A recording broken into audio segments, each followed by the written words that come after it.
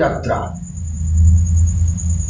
ভারতবর্ষের সনাতন ধর্মের দুটো উৎসব আমাদের কাছে খুব প্রিয়। আমরা সকলেই এই দুটো উৎসবে মাতবার চেষ্টা করি, মেতে উঠি। একটা হলো রথযাত্রা, একটা হলো দোল যাত্রা। রথযাত্রা দক্ষিণায়ন সংক্রান্তির আগের অনুষ্ঠান, আর দোল যাত্রা উত্তরায়ণ সংক্রান্তির পরের অনুষ্ঠান। সবাই একটু খেয়াল করলেই বুঝতে পারবেন, দূর অতীতে ভারতবর্ষের প্রাচীন যারা ব্যক্তিত্ব ছিলেন, যাদের আমরা ঋষি বলে প্রণাম করি, শ্রদ্ধা জানাই, আজও করি তাদের শ্রদ্ধা, তাদের তর্পণ করি তাদের উদ্দেশ্যে, তাদের কথা ভাবি, সপ্তর্ষি মণ্ডলে তাদের স্মরণ করি, তাদের দিকে তাকিয়ে, ওই নক্ষত্রগুলোর দিকে তাকিয়ে। সেই ঋষিগণই একসময় দুটো উৎসবের প্রবর্তন করেছিলেন সূর্যের দুটো গতিকে স্মরণে রাখবার জন্য। আমাদের জীবন প্রবাহটা নিয়ন্ত্রিত হয় সূর্যের দ্বারা। বেদের মন্ত্রে বলা আছে, সূর্য আত্মা জগতস্তস্তুষশ্চ। যারা সূর্য উপস্থানের মন্ত্রগুলো জানেন তারা নিশ্চয়ই দেখবেন, চিত্রং দেবানাম উদগাদ অনিকম চক্ষুর মিত্রস্ব বরুণস্যাগ্নে আপ্রাদ দেবা পৃথিবীম অন্তরিক্ষং সূর্য আত্মা জগতস্তস্তুষশ্চ। সূর্য হলেন জগতের সমস্ত স্থাবর জঙ্গমের আত্মা। আমরা সূর্যের দ্বারা নিয়ন্ত্রিত। সূর্য আমাদের চালান, সূর্য আমাদের রক্ষা করেন।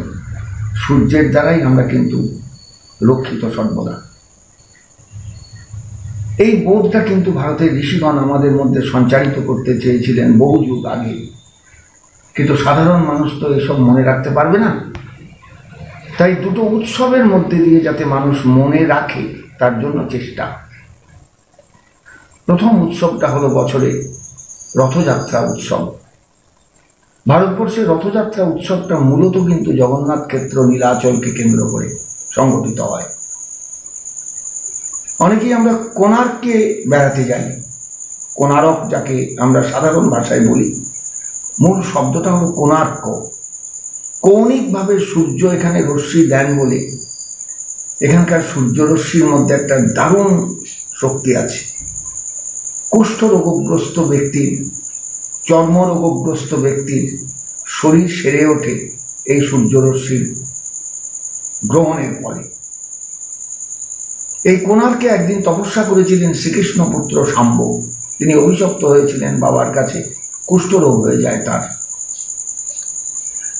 শ্রীকৃষ্ণ তখন তাকে উপদেশ দেন, তুমি যাও ভারতের পূর্বাঞ্চলে সমুদ্র তীরবর্তী অঞ্চলে চন্দ্রভাগা নদীর সঙ্গম স্থলে সমুদ্রের সঙ্গে, সেই স্থানটা হলো সূর্যক্ষেত্র।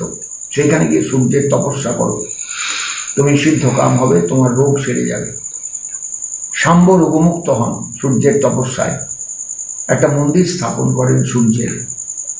এই হলো কোণার্কের প্রথম মন্দির। কালের করাল গ্রাসে সে মন্দির ভেঙে যায় এক সময়, পরবর্তীকালে আবার মন্দির হয়, সে মন্দিরও ভেঙে যায়, মূর্তি হারিয়ে যায়, অথবা যে কোনোভাবেই মূর্তি নষ্ট হন। আজকে আমরা সেই ভগ্ন দেবালয়টা গেলে দেখতে পাই, একটা ঐতিহাসিক স্পট। পর্যটকেরা ভিড় করেন, অনেকেই জানেন না যে এই স্থানটার মহিমা কেমন, এই পয়েন্টটার মহিমা কেমন। এই পয়েন্টটাকে কেন্দ্র করে যদি একটা বৃত্ত টানা যায়, সেই বৃত্তটার মধ্যে কিন্তু নীলাচল পড়ে যাবে। নীলাচলটাও সেই সূর্যক্ষেত্র। নীলাচল যেখানে জগন্নাথ আছেন অধিষ্ঠিত, বলরাম আছেন, সুভদ্রা আছেন, সেই জায়গাটাও কিন্তু এই সূর্যক্ষেত্রের অন্তর্গত। পরবর্তীকালে যেহেতু সূর্যের রথের একটা পরিকল্পনা আমরা সবসময় অন্তরে করি, যে সূর্য সারথী অরুণকে নিয়ে প্রতিদিন ওঠেন, আকাশ পরিক্রমা করেন এবং অস্ত যান, অন্য গোলার্ধে গিয়ে আবার উদিত হন, সেখানে পরিক্রমা করেন, আবার অস্ত যান। এইভাবেই চলছে অনাদি অনন্তকাল। সূর্যেরও গতি আছে, সূর্য কর্কটক্রান্তি রেখা থেকে মকরক্রান্তি রেখায় যাতায়াত করেন, মহাবিষুব রেখা অতিক্রম করেন তিনি। এই দুটো গতির ওপর দাঁড়িয়ে আছে সারা বছরের সমস্ত ঋতুগুলোর পরিবর্তন। গ্রীষ্মের পর বর্ষা আসে, বর্ষার পর শরৎ আসে, শরতের পর হেমন্ত আসে, হেমন্তের পর শীত আসে, শীতের পর বসন্ত আসে। এই যে ঋতু পরিবর্তন, এই ঋতু পরিবর্তনটা হয় একমাত্র সূর্যের গতির কারণে। জগন্নাথ ক্ষেত্রে রথযাত্রাকে নিয়ে চিন্তা করতে গেলে অনেক কথা বলতে হয়। জগন্নাথ একসময় শবরদের বিগ্রহ ছিলেন, শবররা এই বিগ্রহের অর্চনা করত। মূর্তির দিকে তাকালেই বোঝা যায় আর্য সভ্যতার উপাস্য মূর্তি জগন্নাথ নন, জগন্নাথ অনার্য সভ্যতার উপাস্য মূর্তি। ওই ড্যাবডেবে চোখ, ওই পলকহীন দৃষ্টি, ওই কিম্ভূত কিমাকার একটা মানে মূর্তি, হাত আছে তবুও নেই, পা নেই, কান নেই, নাক নেই, সেরকম এই মূর্তির উপাসনা কি করে হয়? এটা কাদের ঠাকুর? দূর অতীতের দিকে তাকালে কিন্তু দেখব এটা শবরদের বিগ্রহ, ট্রাইবাল জাতির উপাস্য দেবতা। কিন্তু না, শুধু ট্রাইবাল নয়, জগন্নাথ সকলের। শ্রীমন মহাপ্রভু নীলাচলে আসার পর নীলাচলের সঙ্গে বাঙালির একটা যোগাযোগ রচিত হয়। বাঙালি কোনোদিন নীলাচলের সঙ্গে পরিচিত ছিল না। নীলাচলের যে কালচার, উড়িষ্যার যে কালচার, সেই কালচারের সঙ্গে বাঙালির খুব একটা সম্বন্ধ ছিল না। এই সম্বন্ধটা সৃষ্টি করেন শ্রী চৈতন্যদেব, তার কাছে আমরা চিরঋণী। নীলাচলের জগন্নাথ, নীলাচলের উৎসব আদি চিন্তা করতে গেলে অনেক পেছিয়ে যেতে হবে, দূর অতীতের দিকে তাকাতে হবে। এটা সূর্যক্ষেত্র, সূর্যের রথ, জগন্নাথের রথ একই। সূর্যের রথ সেও যেমন দুটো বিন্দুতে যাতায়াত করে বছরে, কর্কটক্রান্তি রেখা থেকে মকরক্রান্তি রেখায় আসে, আবার মকরক্রান্তি রেখা থেকে কর্কটক্রান্তি রেখায় যায়। জগন্নাথও তেমনি দেউল থেকে, বড় দেউল থেকে গুন্ডিচা মন্দিরে আসেন, গুন্ডিচা মন্দির থেকে জগন্নাথ মন্দিরে আবার জগন্নাথ ফিরে যান 9 দিনের মাথায়। এই যে যাতায়াত, এটা সেই সূর্যের যাতায়াত। এই যে বড়দাণ্ডের যে রাস্তাটা, 2 মাইল রাস্তা, যে রাস্তা দিয়ে জগন্নাথ চলেন, রথ চলে, এই রাস্তাটা হলো সেই রাস্তা যে রাস্তায় সূর্য অতিক্রম করেন বিরাট বিরাট একটা দূরত্ব। কর্কটক্রান্তি রেখা থেকে মকরক্রান্তি রেখা হাজার হাজার মাইল, কল্পনা করা যাবে না। এইভাবেই জগন্নাথ ক্ষেত্রে রথের সৃষ্টি করে দূর অতীতের আচার্যগণ, দূর অতীতের ভারতবর্ষের অনুভবী সাধকগণ একটা উৎসবের পরিকল্পনা করে রেখেছিলেন, যাতে মানুষ সূর্যকে স্মরণ করে, সূর্যকে ভাবে, সূর্যকে চিন্তা করে। কারণ সূর্য চিন্তাই হলো মানুষের জীবনে সবচেয়ে বড় চিন্তা, বড় তপস্যা, বড় তার সাধনা। এই সূর্য সাধনাটা সাধারণ মানুষ উপলব্ধি করতে পারে না। আমরা সাধারণ মানুষ রবিবারটাকে তেমন চোখে দেখি না। রবিবার ছুটির দিন মনে করে মাছ, মাংস, ডিম যে যা পারি খাই। কিন্তু রবিবারটা নিষিদ্ধ বার, সূর্যের বার, একে গুরুত্ব দিতে হয়। কেউ আমরা তা দিই না। যাই হোক, এটা আমার বক্তব্য নয় এই জায়গায়। আমি রথযাত্রা নিয়ে কথা বলবো। এই রথের সৃষ্টি হয়েছিল বহুকাল আগে। পরবর্তীকালে রথ ভারতে বহু জায়গায় হয়। সেই রথগুলো তৈরি হয়, আবার রথ হয়ে যাওয়ার পর, তৈরি হয়েছে কবে আমরা জানি না, রথ হয়ে যাওয়ার পর সেই রথ একটা ঘরে ঢুকে যায়। বৎসরান্তে আবার বের হন সেই রথ সাজিয়ে গুজিয়ে, তাকে আবার রাস্তায় বের করা হয়। জগন্নাথ ক্ষেত্রে কিন্তু তা হয় না। প্রতি বছর রথ তৈরি হয়, প্রতি বছর রথ ভেঙে দেওয়া হয়। এর কারণটা কি? কারণ ওই রথ আর আমাদের দেহরথ এক। উপনিষদে, কঠোপনিষদে যম নচিকেতাকে বলছেন, নচিকেতা আত্মানং রথিনং বৃদ্ধি শরীরং রথমে গতু। শরীরটা হলো আমাদের রথ। এই রথ চলছে, তার চলার পথে এই রথের একজন সারথি আছেন, তিনি এই রথে বসে রথটা চালাচ্ছেন। সুতরাং জগন্নাথের রথ উপলব্ধি করা সাধারণ ব্যাপার নয়, এটা অসাধারণ তপস্যার ব্যাপার, সাধনার ব্যাপার। শ্রীমন মহাপ্রভু আসার পর যখন তিনি নীলাচলে গিয়ে রইলেন, তখন ধীরে ধীরে বাঙালির নীলাচল সম্পর্কে একটা ধারণা এলো। বাঙালি ছুটল নীলাচলে। সেই সময় সদুয়েক মানুষ যেতেন বৎসরান্তে একবার শ্রী চৈতন্যকে দর্শন করতে, সচল জগন্নাথকে দেখতে। অচল জগন্নাথ মন্দিরে সচল জগন্নাথ গম্ভীরায়, তাকে দেখবার জন্য সবাই যেতেন। আজকে লক্ষ লক্ষ বাঙালি নীলাচলে যায় সারা বছর ধরে, শুধু জগন্নাথ দর্শনে নয়, এই অসাধারণ তীর্থের অনুভবকে লাভ করবার জন্য। আমরা রহস্যগুলো উদ্ধার করতে সবাই পারি না। আমাদের চলতি বাংলা একটা কথা আছে, রথ দেখা কলা বেচা।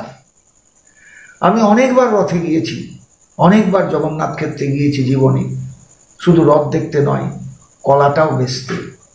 এই কলা বেচা মানে কিন্তু সত্যিকারের কলা বেচা নয়, নীলাচল নামক তীর্থভূমির রহস্যের অনুসন্ধান। লক্ষ্য করবেন, জগন্নাথের সিংহদরজার সামনে একটা অরুণ স্তম্ভ আছে। এই অরুণ স্তম্ভটা কোণারক থেকে এখানে এনেছিলেন যারা, তারা বুঝেছিলেন এইটাই হলো সত্যিকারের জায়গা এই অরুণ স্তম্ভের। কারণ তখন কোণারক মন্দির ভেঙে গেছে, কালের করাল গ্রাসে সে তখন ভগ্নপ্রায়।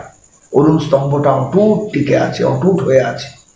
তাকে এনে বসানো হলো জগন্নাথের সিংহদরজার সামনে, কারণ জগন্নাথও তো সেই সূর্য। আদিত্য হৃদয় নামক স্তবে পরিষ্কার ভগবান শ্রীকৃষ্ণ তিনি অর্জুনকে বলছেন, অর্জুন মনে রেখো আমার সূর্যের তিনটে রূপ আছে।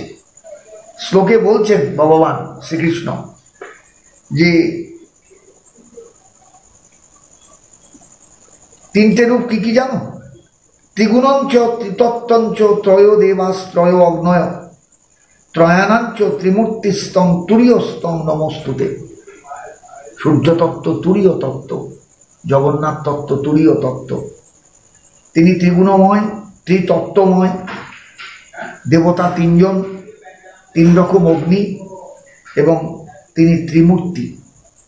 সূর্যের আরেকটা বিশেষ স্মরণের একটা জায়গা আছে আদিত্য হৃদয়ের মধ্যে। যারা আদিত্য হৃদয় পাঠ করবেন তারা দেখতে পাবেন পরিষ্কার ভাষায় বলা আছে সেখানে যে ত্রয়ীময় বলে তার একটা নাম আছে। তিনি তিনটে মূর্তির অধিকারী। ত্রয়ীময় বলে তার একটা বিশেষ পরিচয় আছে, তিনি তিনটে মূর্তি নিয়ে চলেন। বলরাম, সুভদ্রা এবং জগন্নাথ সেই ত্রয়ীময় ত্রিমূর্তি, যাকে আমরা নীলাচলে গিয়ে দেখতে পাই। আমরা কিন্তু চট করে বুঝতে পারি না এগুলো। জগন্নাথ ক্ষেত্র শৈব ক্ষেত্র না শক্তি ক্ষেত্র, না বৈষ্ণব ক্ষেত্র, না শিব ক্ষেত্র, শৈব ক্ষেত্র, আমরা কিন্তু কেউ বুঝি না। জগন্নাথ হলেন বিমলা মায়ের ভৈরব, অতএব তিনি শিব। শিব এবং সূর্যের মধ্যে কোনো ভেদ নেই, কিন্তু শিবতত্ত্বও যা, সূর্যতত্ত্বও তাই। একথা আদিত্য হৃদয়ের মধ্যে ধরা আছে। এইবার আসুন, জগন্নাথ ক্ষেত্রে জগন্নাথ বসে আছেন দক্ষিণাকালী যন্ত্রের ওপর, সুভদ্রা বসে আছেন উগ্রতারা যন্ত্রের ওপর, বলরাম বসে আছেন ভুবনেশ্বরী যন্ত্রের ওপর। তলায় যে মণিবেদী, সেই মণিবেদীর মধ্যে 1,00,000 শালগ্রাম আছেন।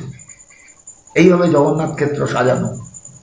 মন্দিরটার গঠন কৌশল দেখলে তাজ্জব হয়ে যাবে যে এই মন্দিরের কোনো ছায়া পড়ে না কখনো। কি সেই গঠন শৈলী, কি সেই বিজ্ঞান! সূর্যের কোনো ছায়া পড়ে না কোনো দিকে, এটা কি করে সম্ভব হয়? তাই বলি, আমি প্রত্যেককে বলি যাদের সঙ্গে আমার পরিচয় আছে, যে জগন্নাথ ক্ষেত্রে রহস্য ভেদের চেষ্টা করো। 18 সংখ্যাকে বেদব্যাস বহুভাবে ব্যবহার করেছে, বহু জায়গায়। 18 অধ্যায়ে গীতা, 18 পর্বে মহাভারত, 18 দিনের কুরুক্ষেত্র যুদ্ধ, 18 অক্ষৌহিণী সেনা দুপক্ষে, 18টা মহাপুরাণ তিনি রচনা করেছেন, সব 18 সংখ্যা। 18 সংখ্যাটার মানেটা কি? 18 18 18 18 18 18। কারণ মানুষের জীবনে কুলকুণ্ডলিনী শক্তিকে যখন যদি তুলতে হয় ওপরে, তাহলে 18টা চক্র ভেদ করে তবে তাকে সহস্রারে পৌঁছতে হয়। এটা একটা সাধনা। মানুষের জীবনে সবচেয়ে বড় সাধনা হলো কুলকুণ্ডলিনী শক্তির জাগরণ এবং তাকে সহস্রারে নিয়ে শিবের সঙ্গে সম্মিলিত করা। এই 18টা চক্র অতিক্রম করতে হয় প্রত্যেককেই। তাই 18 সংখ্যাকে বেদব্যাস বারবার ব্যবহার করে মানুষের কাছে একটা বার্তা দিতে চেয়েছেন, যাতে মানুষ কখনো ভুল না করে, বিপথগামী না হয়।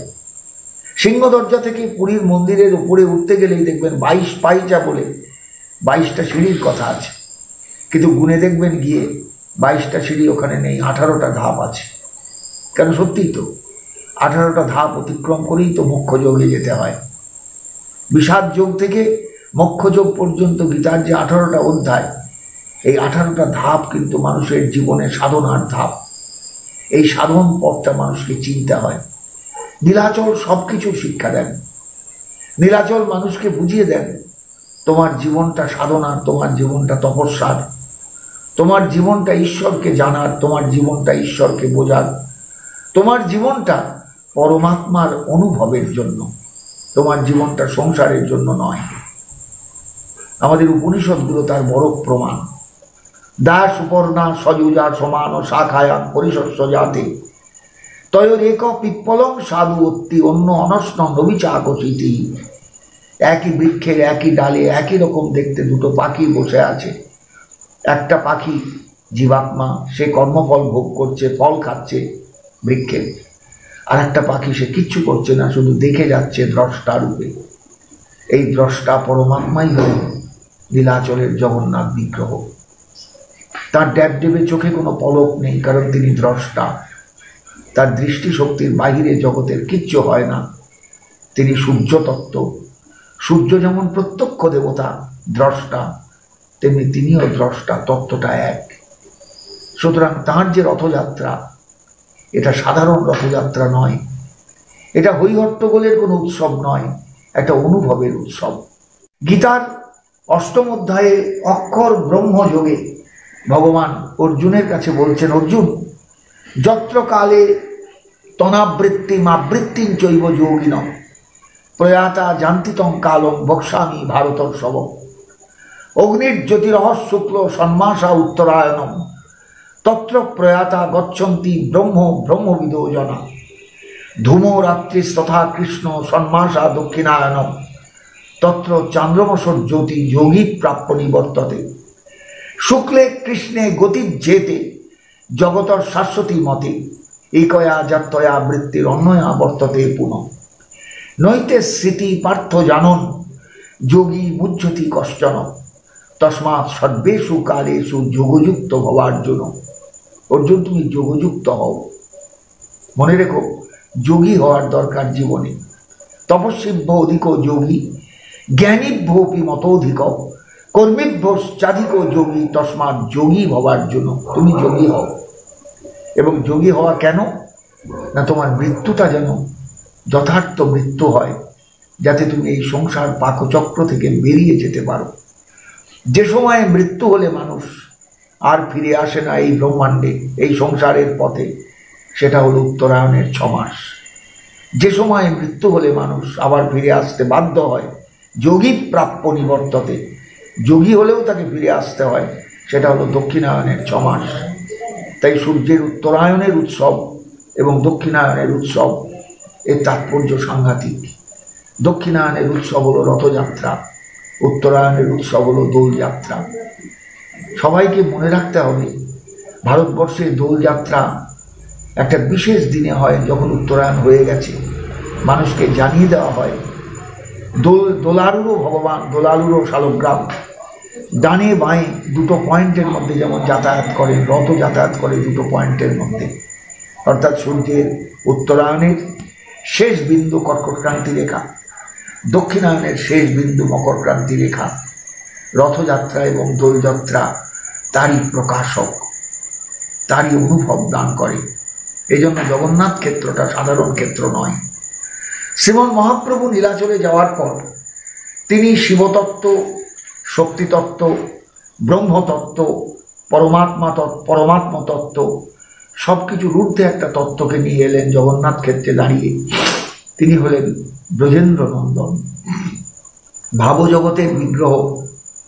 রাধারানী তার সেই ভাবের পুরুষকে, ভাবের নায়ককে তিনি নীলাচলের মন্দির থেকে নিয়ে আসেন বৎসরে কয়েকটা দিনের জন্য নীলাচলের গুন্ডিচায়।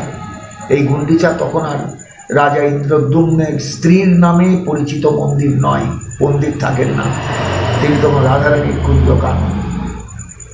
এবং লক্ষ্য করে দেখবেন চৈতন্য চৈতামৃত যদি কেউ পড়েন তাহলে চৈতন্য চৈতামৃতে একটা অদ্ভুত শ্লোক আছে, যক কৌমার হরস শয়বহি বর স্থায়ব চৈত্রক সপা স্তেচন মিলিত মালতী সুরভয় প্রৌঢ়া কদম্বা লীলা সা চৈবাস্মে তথাপি তত্র সুরত ব্যাপার ও লীলা বিধৌ রেবা রোধসী বেতসী তরুতলে চেতস্বমুৎকণ্ঠতে। এসো প্রাণনাথ, আমি অপেক্ষা করে আছি তোমার জন্য, কারণ নীলাচলের মন্দিরে গিয়ে তোমাকে আমি পাবো না। তোমাকে পেতে গেলে আমাকে সেই রেবা নদীর তীরে বেতসলতার কুঞ্জে যেতে হবে। এখানে রেবা নদী মানে নর্মদা নদীর নাম আছে বটে কাব্য প্রকাশের শ্লোকে, অলঙ্কারের গ্রন্থ কাব্য প্রকাশের শ্লোকে, কিন্তু আসল ব্যাপারটাই হলো রাধারানী গোবিন্দকে চেয়েছেন বৃন্দাবনের নিকুঞ্জে পাওয়ার পেতে, লুব্ধ হয়ে তাকে ডেকেছেন, আহ্বান করেছেন। মহাপ্রভু একটা অদ্ভুত সরস অনুভূতি আমাদের দান করলেন, অর্থাৎ বৃন্দাবনের অনুভব তুমি নীলাচলে বসে পাবে। তার জন্য প্রস্তুত হও, তার জন্য মানসিক প্রস্তুতি নাও, তার জন্য উপলব্ধির জগৎটাকে একবার অনুভব করবার চেষ্টা করো। আমরা সার্থক, আমরা সৌভাগ্যবান, আমরা মহাপ্রভুকে পেয়েছিলাম, আমরা গৌর সুন্দরকে পেয়েছিলাম, আমরা নিতাই চাঁদকে পেয়েছিলাম। এই অসাধারণ জগন্নাথ ক্ষেত্রে একটা ভাবময় রূপ আমরা লাভ করেছি তার জন্য, যার জন্য বাঙালি পাগলের মতন ছোটে নীলাচলে। সবাই হয়তো বোঝে না, সবাই হয়তো উপলব্ধি করে না দূর অতীতের শবরদের বিগ্রহ আজকে কোথায় এসে পৌঁছেছেন।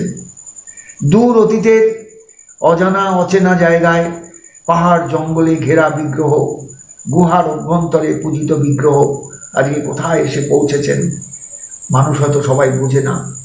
কিন্তু ইতিহাসের অসাধারণ যে তার গতিপথ, সেই গতিপথের গলি ঘুজি সব পেরিয়ে একটা সদর রাস্তায় আজকে আমরা এসে দাঁড়িয়েছি। সেটা জগন্নাথ ক্ষেত্র, রথযাত্রার ক্ষেত্র, সূর্যের রথের ক্ষেত্র, ব্রহ্মের রথের ক্ষেত্র, শিবের রথের ক্ষেত্র, ভৈরবের রথের ক্ষেত্র, শক্তিতত্ত্বের রথের ক্ষেত্র, মহাপ্রভুর লীলায় ব্রজেন্দ্র নন্দনের আস্বাদন, এই সব কিছু নিয়ে নীলাচল, সব কিছু নিয়ে রথযাত্রা, সব কিছু নিয়ে রথের আস্বাদন। জানি না আমরা কে কতটুকু নিতে পারি, কে কতটুকু অনুভব করতে পারি, কে কতটুকু আস্বাদন করতে পারি, কে কতটুকু আমাদের হৃদয়ের দরজা খুলে দিয়ে এই অসাধারণ ক্ষেত্রকে, রহস্যময় ক্ষেত্রকে আমরা অনুভব করতে পারি, আমরা কেউই জানি না। যে যতটুকু ক্ষমতা নিয়ে জগতে এসেছে, যে যতটুকু গুরুকৃপা নিয়ে জগতে চলে, সে ততটুকুই লাভ করে, তার বেশি নয়।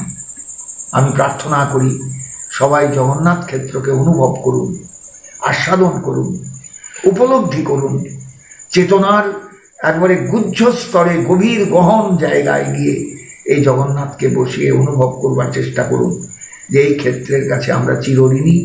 এই ক্ষেত্র আমাদের জীবনে বিশেষ আস্বাদন এনে দেয় যদি আমরা একান্তভাবে শরণাগত হই এই পুরুষোত্তম ক্ষেত্রে। ভুলে যাবেন না, গীতায়ও ভগবান বলেছেন, উত্তম পুরুষস্তন্ন পরমাত্মেত্যুদাহৃত যোলোকত্রয়মাবিশ্ব বিভর্তি অব্যয় ঈশ্বর যস্মাৎ খরমতীতোহম অক্ষরাদপি চোত্তম অতস্মি লোকে বেদে চ প্রতীত পুরুষোত্তম যো মামেব অসংমূঢ় জানাতি পুরুষোত্তম সর্ববিদ ভজতি মাম সর্বভাবেন ভারত। নীলাচল হলেন সেই পুরুষোত্তম ক্ষেত্রের পুরুষোত্তম। এই পুরুষোত্তমকে জানা, বোঝা, উপলব্ধি করা এবং শরণাগত হওয়া আমাদের একান্ত কর্তব্য।